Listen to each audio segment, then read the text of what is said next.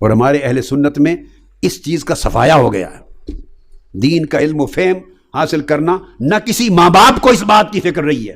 عمر بھر لاڈ کرائیں گے اپنی اولاد کو، کھلائیں گے، پلائیں گے، پہنائیں گے، کمائیں گے، سب کچھ لٹائیں گے اولاد کے لیے، ڈاکٹر بنانے کے لیے، انجینئر بنانے کے لیے، لائر بنانے کے لیے، ایم فل کرانے کے لیے، بیرسٹر بنانے کے لیے، کمپیوٹر سائنٹسٹ بنانے کے لیے، مال کمانے کے لیے زندگی لگا دیں گے.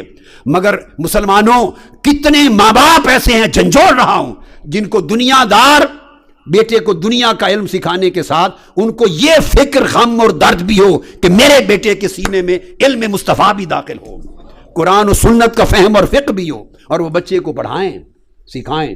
جب بچے جوان ہو جاتے ہیں اور ماں باپ ان کو دین کا علم نہیں دلاتے، محنت نہیں کرتے، فقط قاری صاحب کو بلا کر یا مسجد میں بھیج کر قرآن ناظرہ پڑھا لیتے ہیں، بس یہ بڑا احسان کر دیا ماں باپ نے، قرآن پر احسان کر دیا، اللہ پر احسان کر دیا. جی میں نے 40 پاؤنڈ ہفتے کے دے کر قاری صاحب کو بلا کے بچوں کو قرآن ناظرہ پڑھا دیا، یا 5-10 پاؤنڈ ریگولر دے کر، یا میں فری آف کاسٹ پاکستان میں قرآن مجید کی کلاس میں بچوں کو مسجد میں بھیجتے ہوں، مولوی صاحب پڑھاتے ہیں. بڑا احسان کر دیا آپ نے مولوی صاحب پر بھی، مسجد پر بھی، اللہ پر بھی، دین پر بھی. ظلم کی انتہا ہے. ذرا موازنہ تو کرو کہ دنیا کا علم اور دنیا داری سکھانے پر اولاد پر کتنی محنت ہے، کتنا خرچ کرتے ہو، زندگی لگا دیتے ہو، اور اس کے برعکس کمپیئر کریں دین سکھانے اور اولاد کی زندگی میں دین کو داخل کرنے کے لیے کتنی محنت کرتے ہیں، کتنا خرچ کرتے ہیں. دین تو مفت بھی ملے تو سیکھنے کو کوئی تیار نہیں ہے. دین تو مفت ملے تو سیکھنے کو تیار نہیں. کتنا ظلم ہے. اور یونیورسٹی میں ہائر ایجوکیشن پر 10-10 ہزار پاؤنڈ دے کر بھی پڑھتے ہیں، سال کے لیے فیس دینی پڑے تو پڑھتے ہیں، ادھار اٹھا کر پڑھاتے ہیں، اور دین پر 100 روپیہ خرچ کرنے کو تیار نہیں.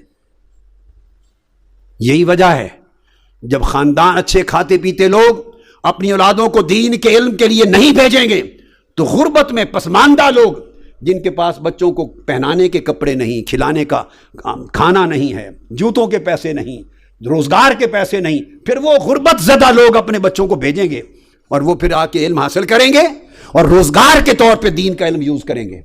پھر دین کی تنخواہیں لیں گے، امامت کی، پھر پیسے لیں گے.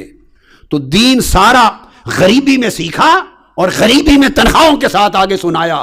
اس تبلیغ میں کس برکت کی آپ توقع کرتے ہیں؟ کیا توقع کرتے ہیں کہ ایسی تبلیغ سے کتنا انقلاب آ جائے آپ کے اندر، کتنی تبدیلی آ جائے؟ پھر آخرت کے نام پر دنیا کمائی جائے گئی اور کیا ہوگا؟ اور یہ اسی کا نتیجہ ہے، چونکہ دین کا علم نہیں دیا. اور یہ ہلاکت اہل سنت ہمارے عقیدے میں، میرے عقیدے والے لوگوں میں زیادہ ہوئی. جس کو اٹھاؤ کوئی مولوی پیسے لیے بغیر تقریر کرنے کو تیار نہیں، دین کا علم دینے کو تیار نہیں، الا ماشاء اللہ. کوئی کسی کو بلا لے، پہلے تو جاتے تھے تو اس وقت خدمت لیتے تھے، اب ریٹ طے کرتے ہیں ایکٹروں کی طرح، ناچ گانے والوں کی طرح ریٹ ہیں.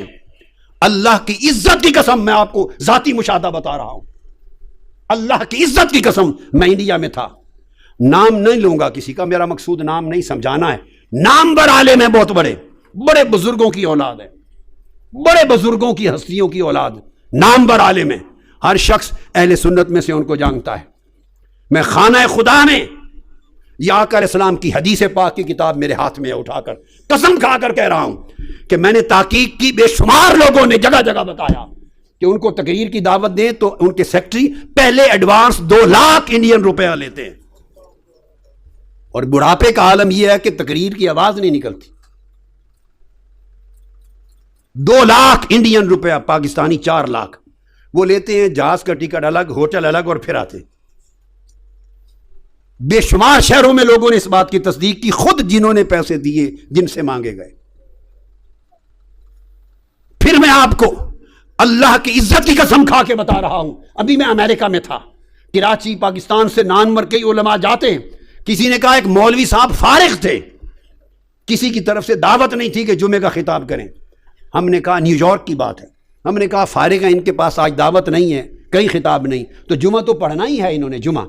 تو ان کو کہہ دیا کہ ہمارے ہاں آ جائیں اور خطاب کریں. انہوں نے کہا میں $1000 لیتا خطاب جمعہ کا. انا للہ و انا الیہ راجعون. کیا فائدہ اس عمل کے ساتھ؟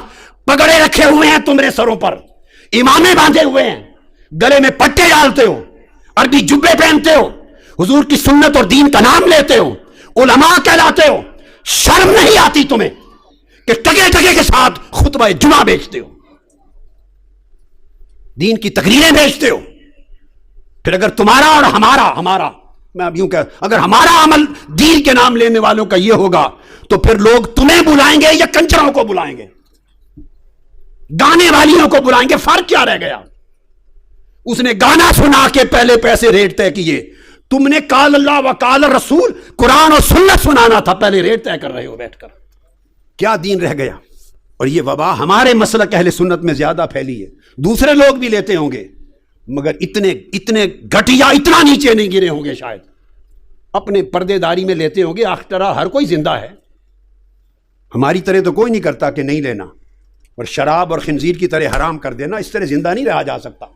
लोग लेते हैं, लोग उनको इज्जत से दे देते हैं, जेब में डाल दिया, मांगते नहीं हैं, खिदमत कर दी, तकरीम ताजीम के साथ कर दी, तो कुछ लोग फिर कुछ रख रखाव और इज्जत रखते हैं। इधर तो मंगते बन गए हैं, रेट तय करते हैं। ये उलमा का इल्ला माशाअल्लाह ये आलम, और अब नात खानों की ये है कि 4-4 लाख, जितना बड़ा नात खान है पहले रेट मांगता है, और फिर नाते सुना के इश्क मुस्तफा की बात करते हो। शर्म से डूब मरना चाहिए तुम्हें। कौन सा इश्क मुस्तफा का, जिस रसूल की नात सुनाने के लिए तुम रात को 2 लाख 3 लाख 4 लाख का रेट लो? ये खबर होगी मरने के बाद, जब चेहरा आका का सामने होगा, वो कहेंगे बदबख्त मेरी नात पर पैसे मांगता था, लोगों से रेट बनाता था। इस इश्क मुस्तफा की तलकीन हो रही है इस मसलक में। बोलिए आपके तजर्बे हैं या नहीं? यहां ईमान से कहिए, हैं कि नहीं? जब बुलाते हैं तो रेट तय करते हैं कि नहीं नातों के? हाथ खड़ा करके बताएं, ईमानदारी से गवाही दें, गवाही दें।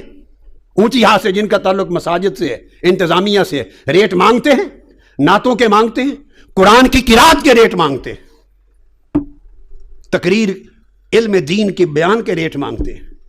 क्या आका ने यही तलकीन की थी उम्मत को? यही सबक सिखाया था? सहाबा कराम का तर्ज अमल यह था? इमाम हसन बसरी ऐसे थे, इमाम आजम अबू हनीफा इस तरह दिल पढ़ाते थे, रेट बनाते थे। इमाम मालिक का यह तर्ज अमल था, इमाम शाफी का, इमाम अहमद बिन हंबल का, दाऊद ताई का, हसन बसरी का, हजरत अहमश का, सुफियान सौरी का, जुनैद बगदादी का, सरकार गौसुल आजम का, ख्वाजा गरीब नवाज का, दाता गंजबख्श अली हुजवेरी का। अरे जिन्होंने दुनिया में दीन फैलाया, वो रेट बनाते थे, लोगों से पैसे मांगते थे। खुदा के लिए दीन को बेचना छोड़ दें। बरकतें उठ गई हैं, असरात उठ गए हैं, ऊपर से लिबास के हमने ढोंग बना रखे हैं, पटके दोहरे करके गले में डालते हैं, 2-2 3-3 चादरें लपेटते हैं ऊपर, दाढ़ियां लंबी बड़ी रख लेते हैं। अरे इन बड़ी साइज की दाढ़ियों से क्या मिलेगा कि दाढ़ी का दिखलावा भी पैसे के रेट बनाने के लिए हो? उस गले से क्या लोगे सुर से, जो हुजूर की नात फरी नहीं पड़ता, मुफ्त नहीं पड़ता?